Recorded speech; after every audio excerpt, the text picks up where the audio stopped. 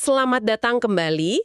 Kali ini kita akan mengupas sebuah bab yang sangat menarik dari buku Brain Power karya Catherine DeLang.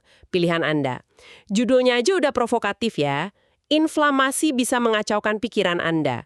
Biasanya kan kita dengar inflamasi itu soal sendi yang sakit atau mungkin luka bengkak gitu ya. Tapi sumber ini nantang kita mikir lebih jauh nih. Gimana kalau proses peradangan di tubuh Anda itu punya jalur langsung buat mempengaruhi mood, fokus, bahkan resiko depresi Anda. Oke, jadi misi kita hari ini adalah menggali koneksi yang mungkin mengejutkan ya, antara respons imun tubuh, khususnya peradangan, dengan apa yang terjadi di dalam kepala kita. Kita bakal lihat gimana sesuatu yang rasanya fisik banget bisa loh berdampak ke kondisi mental.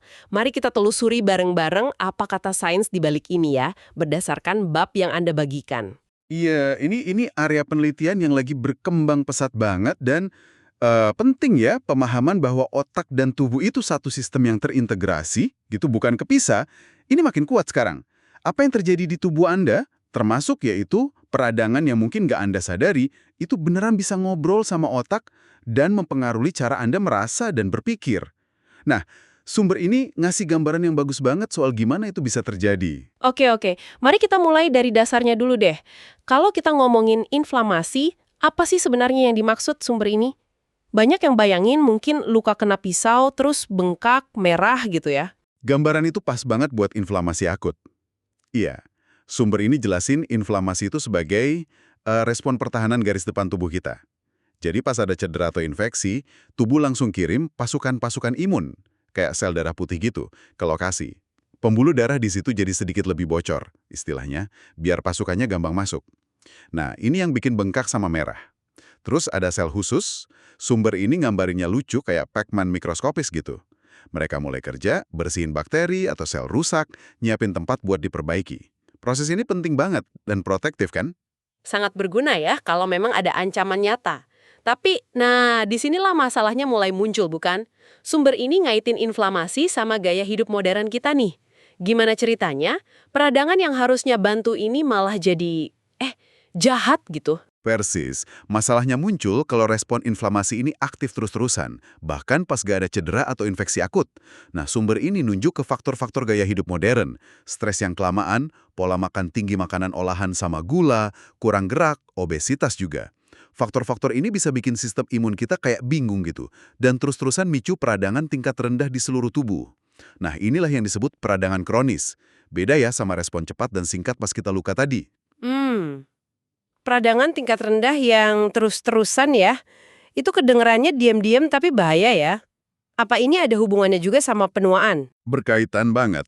Sumber ini ngenalin istilah yang cukup deskriptif nih. Inflammaging. Ini nunjak ke peningkatan bertahap peradangan kronis tingkat rendah yang cenderung terjadi seiring kita tambah tua. Tapi ini bukan berarti pasti terjadi ya kalau menua. Ini lebih ke cerminan akumulasi dampak gaya hidup dan keausan sistem imun kita, gitu. Inflammaging. Wah, istilah baru nih. Jadi ini bukan soal umur di KTP ya, tapi lebih ke usia biologis tubuh kita gitu. Tepat sekali. Sumber ini ngaitin tingkat peradangan kronis sama konsep usia biologis. Seberapa tua fungsi tubuh Anda sebenarnya bisa jadi beda sama usia kronologis Anda. Ada contoh menarik di sumber ini tentang para centenarian. Itu loh orang yang hidup sampai 100 tahun lebih. Oh ya, apa yang spesial dari mereka kalau dikaitin sama inflamasi? Penelitian nunjukin kalau banyak dari centenarian ini punya tingkat penanda inflamasi dalam darah yang setara sama orang yang puluhan tahun lebih muda. Kadang malah kayak orang umur 40-an. Ini nunjukin kalau usia biologis mereka, paling nggak dari sisi inflamasi ya, jauh lebih muda. Dan ini kuat banget kaitannya sama pilihan gaya hidup sehat sepanjang hidup mereka, bukan cuma soal genetika aja. Wah, itu ngasih harapan ya. Tapi secara mekanisme nih, gimana penuaan atau inflammaging ini bikin peradangan meningkat? Apa sel imun kita jadi turun kinerjanya gitu? Sumber jelasin salah satu aspeknya itu terkait jenis sel imun namanya neutrofil. Seiring waktu dan paparan faktor pemicu inflamasi kronis tadi, neutrofil ini bisa jadi kurang presisi gitu loh dalam tugasnya. Jadi kurang efektif ngenalin target yang benar, malah kadang nyerang jaringan sehat di sekitarnya. Justru ini memperparah peradangan. Jadi bukan sekedar capek, tapi lebih kayak kehilangan akurasi targetnya gitu. Kurang akurat. Wah, itu bisa jadi masalah ya. Ada nggak sih cara buat jaga neutrofil ini biar tetap tajam atau mudah? Kabar baiknya ada. Sumber nyebutin ada intervensi yang bisa bantu. Menariknya nih, beberapa obat yang biasa dipakai buat kondisi lain, kayak statin buat kolesterol, ternyata punya efek samping positif jaga fungsi neutrofil. Tapi yang lebih relevan buat banyak orang ya aktivitas fisik sederhana kayak rutin jalan kaki, sumber nyebut target 10.000 langkah sehari, itu juga terbukti bantu jaga neutrofil ini tetap berfungsi baik. Ini lagi-lagi nekenin peran gaya hidup kan? Kalau gitu, dengan adanya konsep inflammaging ini, udah ada belum sih cara praktis buat ngukur tingkat usia peradangan kita? Semacam tes darah gitu. Saat ini sih emang belum ada tes yang tersedia secara komersial dan luas ya buat publik. Tapi ini area riset yang lagi aktif banget. Sumber nyebutin salah satu pionirnya itu pengembangan jam inflamasi, namanya IH. Ini dikembangin peneliti di Amerika Serikat sekitar tahun 2021. IH, jam inflamasi. Kedengarannya futuristik banget ya apa yang diukurnya itu? Secara sederhana sih, IH ini nganalisis pola penanda inflamasi tertentu dalam darah buat ngasih skor. Skor ini nunjukin tingkat peradangan kronis seseorang. Skor ini terus dikaitin sama prediksi risiko berbagai penyakit terkait usia, termasuk yang ada hubungannya sama penurunan fungsi otak kayak Alzheimer. Nah, yang nguatin konsep ini, pas IH dites ke kelompok centenarian tadi, usia IH mereka rata-rata 40 tahun lebih muda loh dari usia kalender mereka. Harapannya sih, teknologi kayak gini bisa jadi alat bantu di masa depan buat personalisasi pencegahan dan pengobatan. Plus penuaan. Sekarang pertanyaan kuncinya nih, gimana proses fisik di tubuh ini bisa sampai ngacoin pikiran kayak judul babnya? Bukannya otak kita punya pelindung ya si blood-brain barrier itu? Nah, itu pertanyaan penting banget, dan pemahaman kita soal ini udah banyak berubah. Dulu, otak emang dianggap kayak benteng yang terisolasi gitu. Tapi sumber ini jelasin kalau benteng itu nggak sekokoh yang kita kira. Sinyal-sinyal kimia dari peradangan yang muter di tubuh, molekul kecil pemicu radang namanya sitokin, ternyata bisa komunikasi sama otak. Mereka harus nyebrang sawar darah otak secara fisik dalam jumlah besar, tapi bisa mempengaruhi sel-sel di sawar itu sendiri, atau micu sinyal lain yang akhirnya nyampe ke otak. Oh gitu. Jadi ada pesan peradangan yang nyampe ke otak ya. Terus apa yang terjadi pas otak nerima pesan itu? Nah, pas otak deteksi sinyal peradangan sistemik ini, dia bisa memicu respons peradangannya sendiri. Namanya neuroinflamasi. Ini bukan infeksi di otak ya, tapi lebih kayak kondisi siaga yang dipicu sinyal dari tubuh.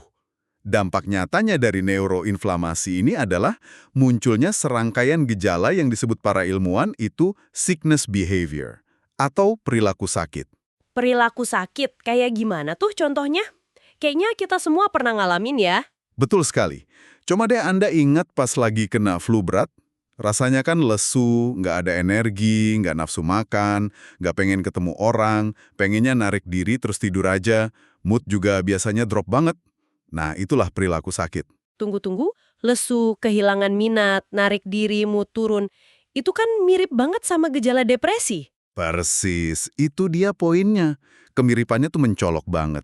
Dan inilah inti argumen di sumber ini. Perilaku sakit itu sebenarnya berguna banget loh pas konteksnya infeksi akut. Dia maksa kita istirahat biar energi tubuh fokus buat nyembuhin dan ngurangin interaksi sosial biar nggak nularin penyakit, kan? Masalahnya, kalau peradangannya jadi kronis, gara-gara stres terus, pola makan jelek, DLDL, otak bisa terus-terusan menerima sinyal bahaya ini. Akibatnya, kita bisa kayak kejebak gitu dalam mode perilaku sakit ini buat jangka panjang, padahal nggak ada infeksi aktif. Nah, ini dia titik temunya ya, antara peradangan fisik sama kondisi mental kayak depresi. Ada bukti kuat nggak sih yang dukung kaitan ini? Sumber ini nyajiin beberapa data observasional yang kuat sih. Misalnya, disebutin kalau orang dengan penyakit yang jelas melibatkan peradangan kronis, kayak diabetes tipe 2, itu risiko depresinya 2 kali lipat lebih tinggi. Penderita asma kan penyakit inflamasi saluran napas tuh, juga ditemuin sepertiga lebih mungkin kena depresi. Ada juga studi jangka panjang yang dikutip nunjukin kalau anak-anak yang punya tingkat penanda inflamasi tinggi cenderung lebih berisiko ngalamin depresi pas dewasa, umur 18 tahun. Ini semua nunjukin korelasi yang lumayan signifikan lah. Kalau gitu, ini munculin ide yang logis ya. Kalau peradangan bisa micu gejala mirip depresi, apa obat antiinflamasi biasa kayak aspirin, ibuprofen, atau bahkan statin tadi bisa bantu ngobatin depresi? Pertanyaan ini lagi giat banget diteliti. Dan sumber ini ngebahas beberapa temuan awal yang, menjanjikan. Sebuah meta-analisis, ini kayak gabungan hasil dari 26 studi klinis, nemuin kalau obat-obatan dengan efek antiinflamasi, termasuk yang Anda sebut tadi, plus beberapa jenis antibiotik tertentu, itu rata-rata 52% lebih efektif ngurangin gejala depresi dibanding placebo. Wow, 52% itu lumayan banget ya. Efeknya lebih bagus nggak kalau digabung sama obat depresi biasa? Nah, menariknya, iya. Analisis yang sama nunjukin kalau efek antiinflamasi ini kelihatannya lebih kuat kalau obat itu dikasih barengan sama antidepresan standar. Ini kayak ngasih sinyal kemungkinan ada efek sinergis gitu. Jadi, ngatasin peradangan bisa bantu kerja obat antidepresan konvensional atau sebaliknya mungkin. Selain nyoba neken peradangan yang udah terjadi, tubuh kita punya cara alami nggak sih buat matiin respons peradangan itu kalau udah nggak dibutuhin lagi? Ada, dan ini area penemuan yang menarik banget yang disinggung sumber juga. Sistem imun kita tuh nggak cuma tahu cara nyala, tapi juga cara matiin peradangan. Dia produksi molekul khusus namanya resolvin. Fungsi utama resolvin ini ya secara aktif ngehentiin proses peradangan dan mulai fase penyembuhan setelah ancaman awal beres. Kayak saklar off alami gitu. Terus, apa hubungannya resolvin ini sama peradangan kronis dan mungkin depresi? Teorinya gini, pada orang dengan peradangan kronis, mekanisme saklar off ini mungkin nggak berfungsi optimal. Produksi atau kerja resolvin bisa jadi keganggu. Jadi peradangannya nyala terus nggak ada hentinya. Nah, ini buka potensi strategi pengobatan baru di masa depan. Ngembangin terapi yang spesifik nargetin dan ningkatin jalur resolusi peradangan ini. Mungkin dengan niru atau ningkatin kerja resolvin. Pendekatan ini bisa jadi lebih aman daripada obat antiinflamasi biasa yang kadang nekan imun secara luas kan? Apaan ya? Tapi apa kita bisa simpulin gitu aja kalau obat antiinflamasi ini jadi jawaban baru buat semua orang yang depresi? Nah, ini penting. Sama sekali nggak bisa. Dan sumber ini hati-hati banget soal ini. Penting banget buat ditekenin. Kalau peradangan itu bukan satu-satunya penyebab depresi.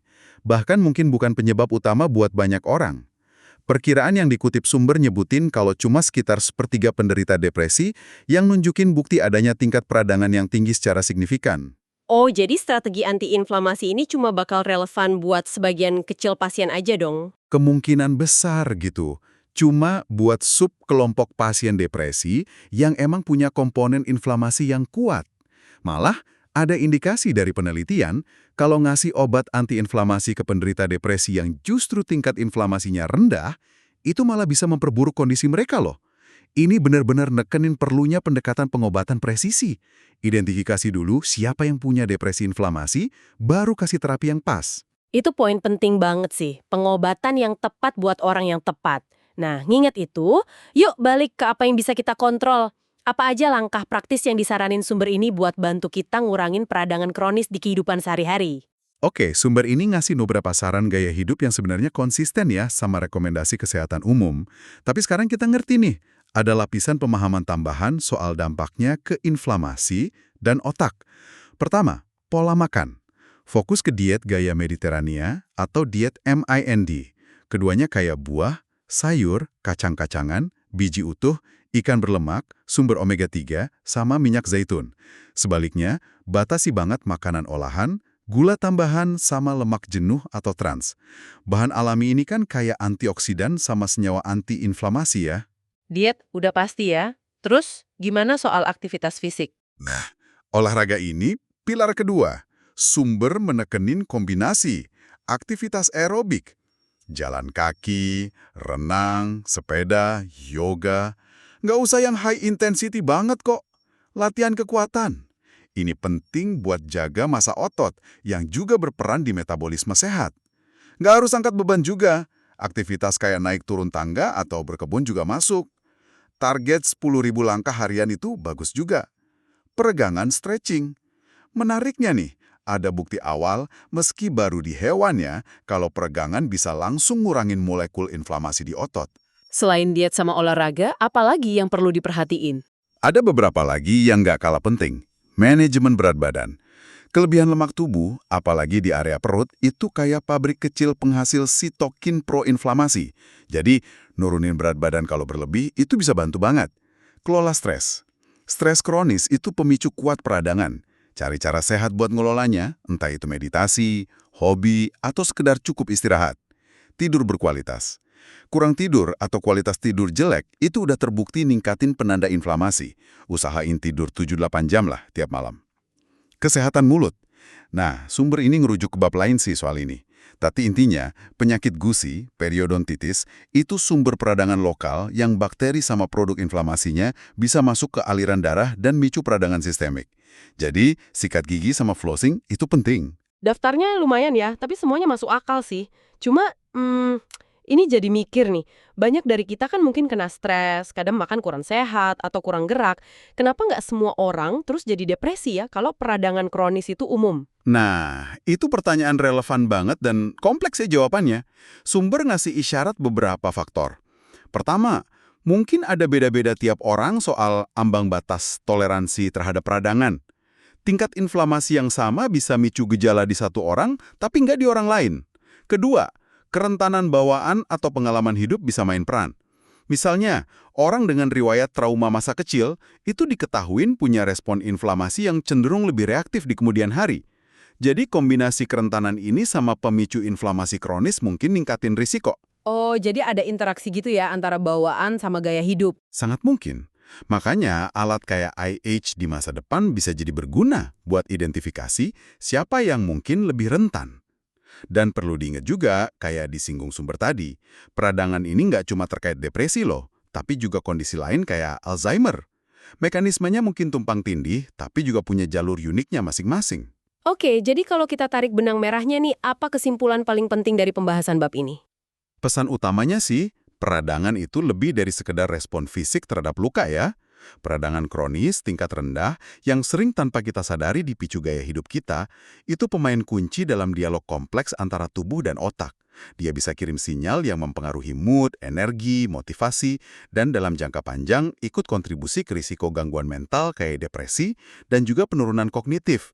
Dan bagian yang paling ngasih harapan dari semua ini apa dong? Yang paling memberdayakan itu kesadaran kalau banyak dari faktor pemicu peradangan kronis ini, apa yang kita makan, seberapa banyak kita gerak, gimana kita kelola stres dan tidur, itu ada dalam kendali kita. Ngambil langkah kecil, tapi konsisten buat perbaiki gaya hidup, itu bukan cuma bagus buat kesehatan fisik jantung atau berat badan, tapi juga investasi langsung buat kesehatan mental dan ketahanan otak kita. Itu perspektif yang kuat banget ya. Ternyata ngerawat tubuh kita secara fisik mungkin jadi salah satu cara paling efektif buat jaga kesehatan pikiran kita juga. Keduanya benar-benar nyambung erat ya. Benar sekali. Kesehatan fisik sama mental itu kayak dua sisi mata uang lah. Ngerawat yang satu, otomatis bantu ngerawat yang lain. Memahami mekanisme kayak hubungan inflamasi otak ini, ngasih kita alasan ilmiah yang kuat buat prioritasin kebiasaan sehat sehari-hari. Ini benar-benar pemikiran buat dibawa pulang nih. Mengingat betapa dalamnya hubungan antara peradangan di tubuh dan kondisi mental kita, bagaimana jika secara sadar mengelola kesehatan fisik Anda lewat makanan, gerakan, istirahat Anda, jadikan sebagai strategi utama untuk memperkuat fondasi kesehatan mental Anda hari demi hari. Sesuatu untuk Anda renungkan lebih lanjut. Sampai jumpa di pembahasan mendalam berikutnya.